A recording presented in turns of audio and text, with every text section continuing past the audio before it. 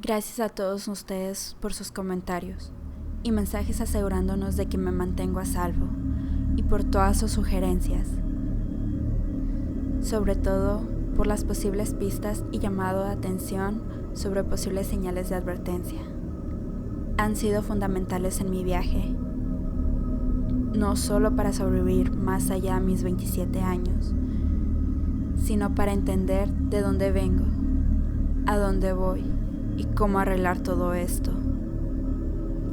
Para mí, eso empezó asegurándome de que mi hijo está a salvo, después de que mi padre, ya fallecido, revelara que una secta reproducía a las mujeres de mi linaje para tener hijos.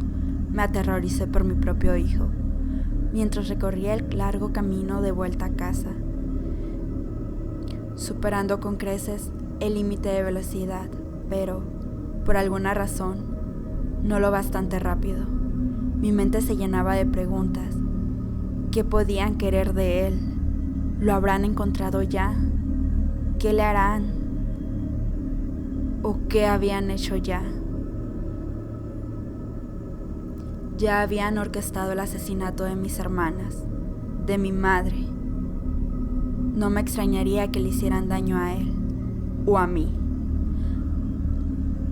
Ahora, que seguramente habían encontrado ya el cuerpo destrozado que yo había dejado atrás. No mencioné a mi hijo anteriormente, porque no creo tener el derecho de llamarme madre. Lo di a luz hace casi 4 años, pero desde luego no participé en su crianza. Nunca en mi vida esperé quedarme embarazada, y desde luego nunca esperé quedarme con un embarazo concebido mediante una agresión. Pero una parte de mí quería demostrar que podía ser mejor madre de lo que fue mi padre. Me aterrorizaba la idea de acabar como mi padre. Me parecía egoísta hacer pasar a mi hijo por el mismo dolor de perder a una madre tan joven. Por aquel entonces, aún creía que yo tenía fecha de caducidad. Lo entregué a una pareja que no podía concebir por sí sola. Estaban encantados de tenerlo. No quería quedarme y confundirlo, pero sus nuevos padres aceptaron mantener el contacto en caso de urgencia médica. Yo me aferré a este rayo de esperanza en el viaje de vuelta a casa, sabiendo que en cuanto regresara, lo único que tenía que hacer era encontrar su información de contacto. No tardé mucho.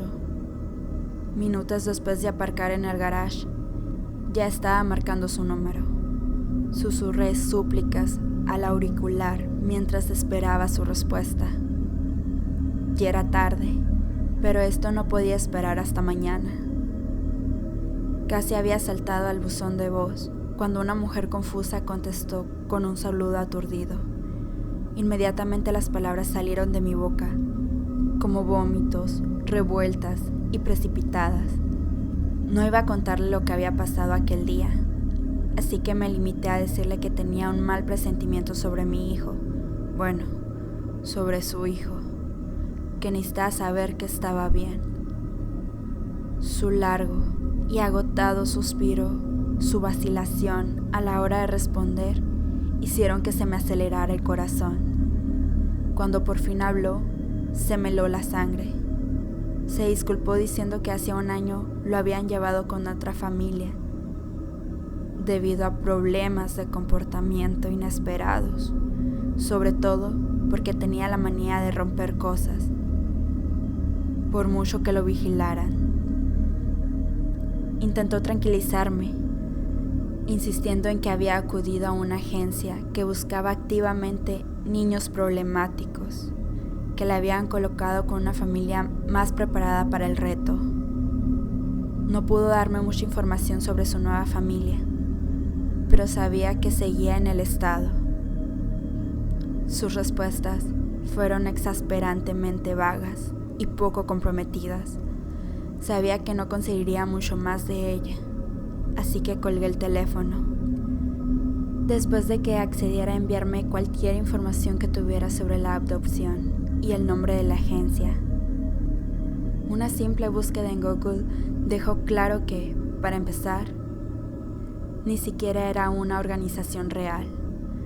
Pasé las horas siguientes angustiada por el paradero de mi hijo, dejando mensajes frenéticos en cualquier agencia que encontraba, aunque sabía que no los escucharían, hasta por la mañana. Intenté decirme a mí misma que quizá habían cambiado el nombre de la agencia, pero me parecía poco probable. Estaba angustiada y aterrorizada por mi hijo. Una parte de mí sabía que la secta lo tenía.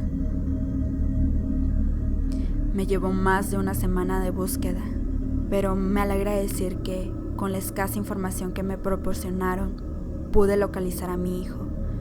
Todavía estaba en el estado, pero yo vivo en un estado bastante grande, así que fue otro largo viaje. Me puse en contacto con su nueva madre, que accedió a visitarme solo para que pudiera ver cómo estaba. Pensé que tal vez ella entendía todo esto de la intuición materna. Recogí mis cosas, me subí al coche y me puse en marcha. Solo a mis 20 minutos empecé a pensar que se trataba de una trampa. Había tenido un mal presentimiento al ir a casa de mi padre, pero entonces tenía el factor sorpresa de mi parte y ahora ya no lo tenía. El terror se apoderó de mí cuando todo el trayecto, las manos me temblaban y apenas podía agarrar el volante. A última hora de la tarde llegué a una casa preciosa, una de esas casas que parecen demasiado buenas para ser real. Una de esas casas que sabes que no son más que una fachada de disfunción familiar. Lo sé, porque yo viví en una de ellas. Cuando llegué, me tomé un momento para prepararme en el coche, como si estuviera esperando entre bastidores, ensayando mis líneas una vez más antes de salir al escenario. Al asomarme, juraría que por un momento vi una figura en la ventana, algo pálido, observando. Se me heló la sangre. No pareció moverse cuando lo vi. En cambio, ladeó ligeramente la cabeza. Curioso. Nerviosa, salí del coche y llamé a la puerta. Una joven demacrada con un vestido blanco de verano la abrió de golpe. «Hola, Laura», dijo visiblemente nerviosa. Se pasó una mano de dedos huesudos por el enmarañado pelo castaño mientras se abría la puerta de par en par. «Soy Catherine. Pasa». Tentativamente, entré a la mansión sobre las gruesas suelas de mis botas de combate. De repente, consciente de lo torpe que parecía en comparación con ella, ligera, sobre sus pies descalzos, era tan delicada como una margarita, pero una mirada hueca en sus ojos la hacía parecer marchita. Me condujo a una cocina inmaculada y me ofreció asiento. «Siento molestarla así», empecé torpemente. «¿Dónde está?», le pregunté. «Oh, está arriba», contestó, paseándose por la habitación para preparar un par de vasos de agua, jugando con Lucía, su hermana. «Oh, ya veo», le contesté, estudiando sus rasgos. Me di cuenta de lo parecidas que éramos en apariencia, a pesar de nuestras claras diferencias en los modales. Había algo en ella que me resultaba familiar. Cuando me dio la espalda para abrir un armario, todo se aclaró. Un grupo de pecas en la parte posterior de su hombro izquierdo, que yo siempre había insistido en que se parecía alegremente a la constelación de Virgo. «Katie», respiré. Se volvió hacia mí. Un breve momento de claridad parpadeó tras sus ojos hundidos antes de desvanecerse. «Catherine», me contestó. «Katie», le supliqué. «Soy yo, tu prima Elle. Sé que no nos hemos visto desde que éramos pequeñas, pero si estás atrapada, puedo ayudarte. Por favor, ven conmigo. Suspirando fuertemente, respondió casi como si lo hubiera ensayado, y recitó: como hija del precipicio, es mi destino, mi honor, mi lugar en la orden de ser sacrificada. Antes de que tuviera la oportunidad de responder, ya estaba gritando a pleno pulmón: ¡ayuda, Craig! Concentrándome en su cuerpo, la empujé contra la pared para mantenerla quieta, pero el daño ya estaba hecho. Oía pasos apresurados bajando las escaleras. Un hombre mayor apareció de repente en la puerta. A pesar de la expresión desencajada en su rostro, lo reconocí de inmediato por las viejas fotos familiares que había visto en mi juventud, tratando de conocer a mi madre, de acercarme a ella. ¡Maldición!, suspiré, en un intento infructuoso de disimular mi miedo al reconocerlo como mi abuelo, como el padre de mi madre. Me agarré a él de inmediato, congelándolo en su sitio, pero me resultó difícil mantener mi atención en dos seres vivos con libre albedrío a la vez. Mi agarre vaciló entre las dos hasta que fui capaz de mantener un agarre consistente, aunque más débil en ambos. Pero mi concentración se deterioró por completo cuando un joven salió sigilosamente de atrás del marco de mi abuelo, un niño pálido, de pelo castaño y brillantes ojos avellana, llenos de curiosidad, un niño que parecía casi idéntico a mí a su edad, porque era mío, es mío. ¡Hazlo ahora!, exigió mi abuelo haciendo un gesto salvaje en mi dirección. El niño dudó un momento antes de asentir en silencio. Me dirigió una mirada firme que reconocí de inmediato, la que había utilizado con frecuencia desde que adquirí mis poderes. Me preparé para el impacto, pero solo sentí una ligera vibración, una versión debilitada de mis propias habilidades, o al menos eso supuse. Con cuidado de evitar al niño, volví a mirar el cuerpo de mi abuelo para recogerlo de nuevo.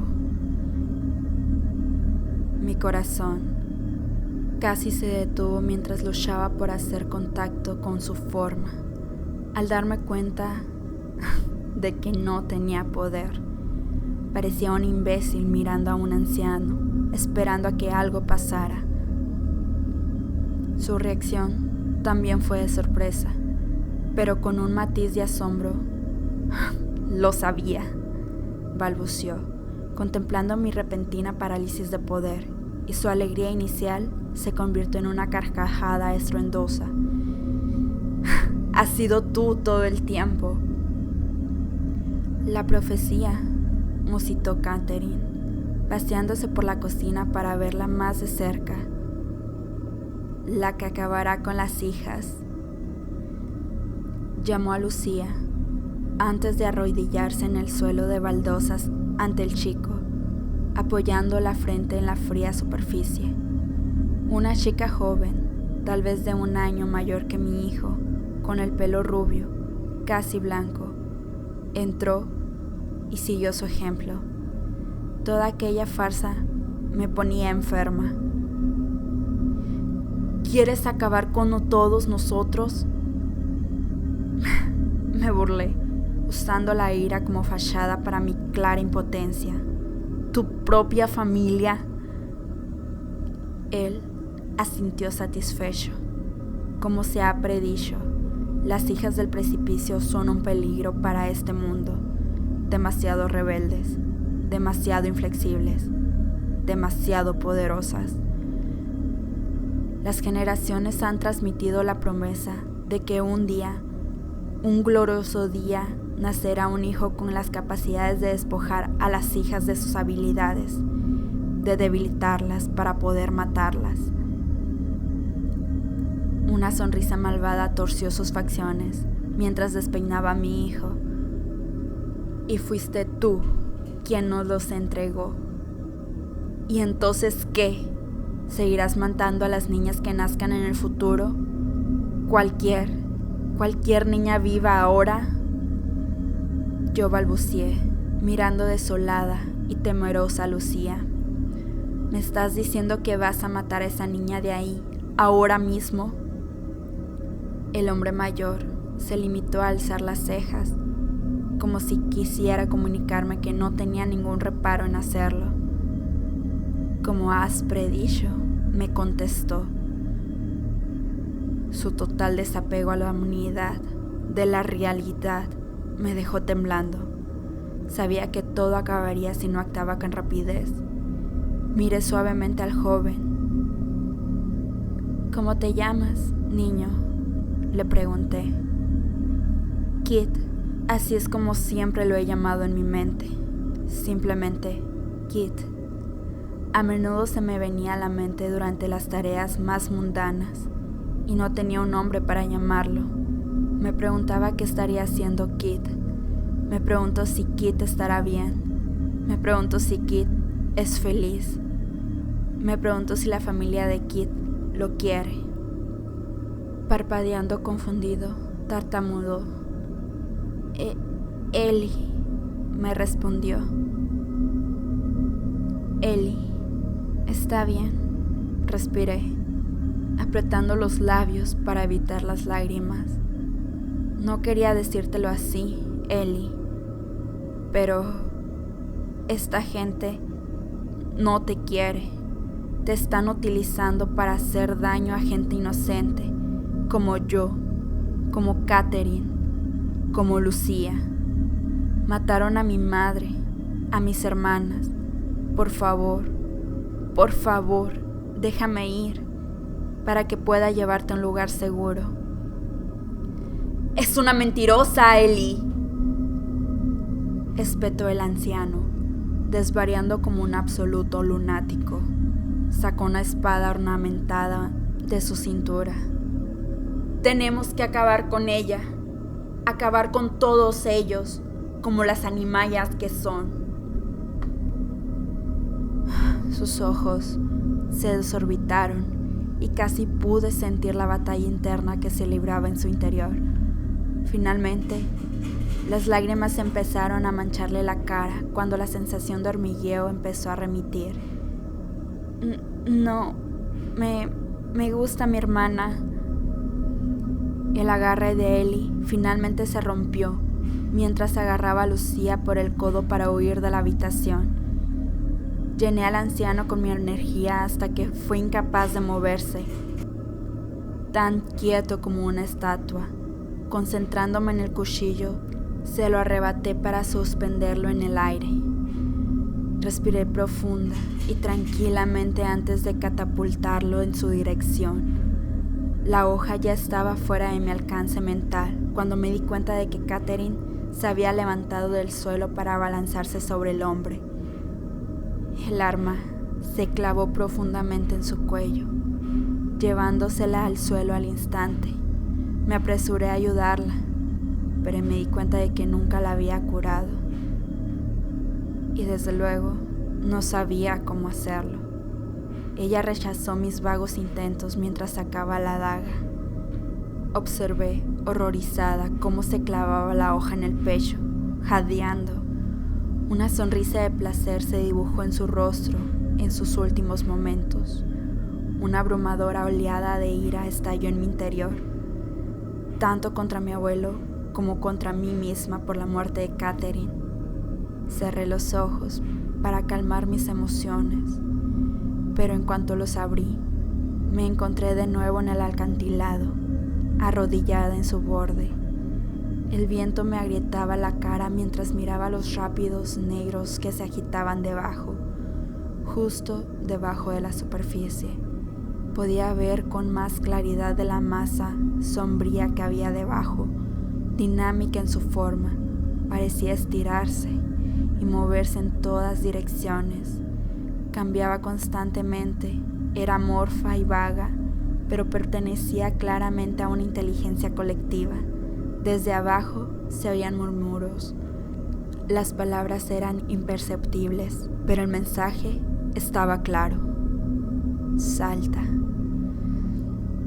Sacudí furiosamente la cabeza en respuesta a la orden, para liberarme de su atractiva atracción. La realidad volvió a materializarse a mi alrededor. Un charco de sangre se había extendido bajo de mí, empapando las rodillas de mis pantalones. Cuando se calmó el estruendo de las olas, oí un grito bajo y gutural detrás de mí. Me volví y encontré a mi abuelo hecho pedazos en el suelo, todavía vivo, pero claramente agonizante. Le habían arrancado la mitad superior de las piernas, que yacían inmóviles en la habitación. Una visceral y resbaladiza sangre salía de donde lo habían cortado, irregular y desigual. Me puse en pie para acabar con él, aunque temo admitir que ni siquiera era consciente de haber empezado. Gritó mientras seguía el rastro de sangre hacia él, pero cambió la cobardía por la furia una vez que me agaché a su lado. Te encontrarán. Se esforzó entre dientes apretados. Su rostro estaba pálido y cubierto de sudor, como se ha predicho. Déjalos que lo intenten. Le contesté antes de lanzar toda mi energía a su cuello, partiéndoselo con tanta fuerza que casi le dio vueltas la cabeza. Escuchen, espero que todos comprendan por qué he estado ausente todo este tiempo. Después de leer esto, ahora estoy cuidando no solo de mi hijo, sino también de Lucía. Me sorprendió que estuvieran dispuestos a venir conmigo, después de que yo matara a sus anteriores tutores. Pero los niños habían sufrido tristemente abusos a manos de ellos. Sin duda, ha sido una adaptación, pero me he comprometido a mantenerlos a salvo. Decidí protegerlos mientras los llevaba a su nuevo hogar, porque sabía que todos correríamos peligro de que nos encontraran, pero no esperaba que fuera tan rápido. Cuando llegué a mi casa, supe que ya nos habían encontrado. Lo supe porque había un hombre extraño golpeando la puerta.